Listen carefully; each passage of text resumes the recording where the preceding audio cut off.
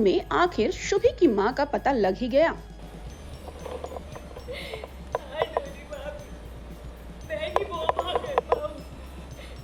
पहले अपनी बच्ची को छीनने से रोक पाई और वो ही अपनी आंखों के सामने होते हुए उसे अपना सकती हूँ।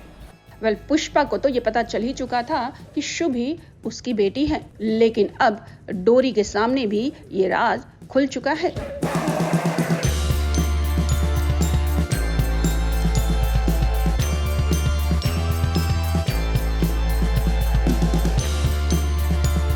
चलिए आपको दिखाते हैं ये पूरा ड्रामा, जहां डोरी आती है राजनंदिनी के घर और चिल्लाती है,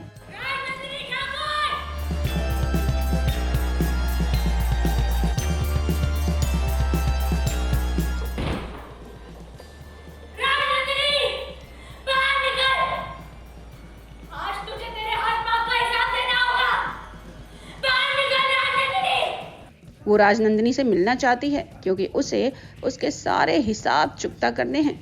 आज तुझे तेरे हाथ पाँव का हिसाब देना होगा।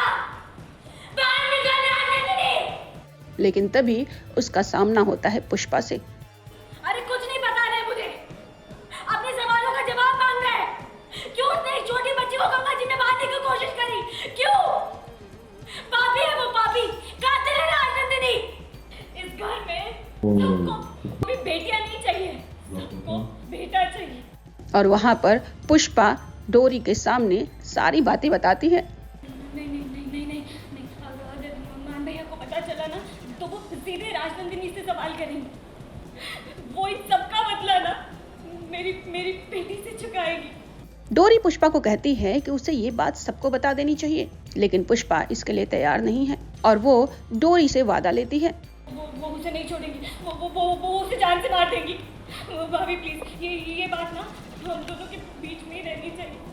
मुझे बहुत मुश्किल से मेरी बेटी मिली है, मैं उसे फिर से नहीं खोना चाहती। भाभी प्लीज नहीं खोना चाहती।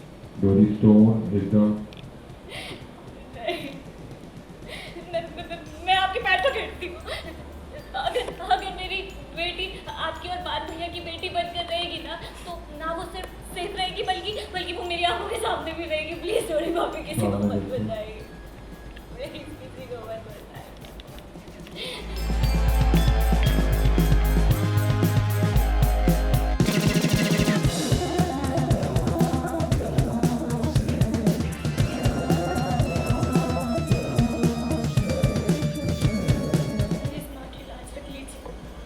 मेरी बच्ची की पहचान छुपा लीजिए, उस पर किसी भी तरह का खतरा बताने दीजिए। प्लीज डोरी भाभी।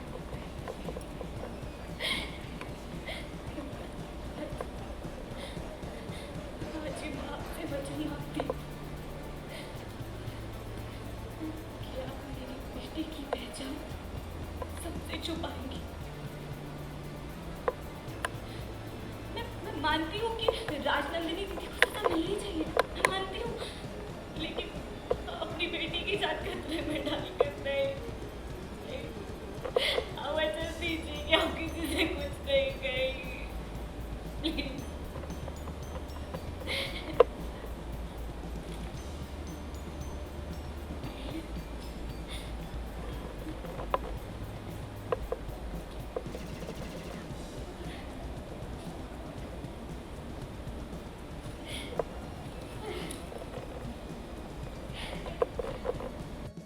इतना ही नहीं, उसके हाथ पैर भी जोड़ती है, उसके पैर पड़ती है और अपनी गलती की माफी भी मांगती है।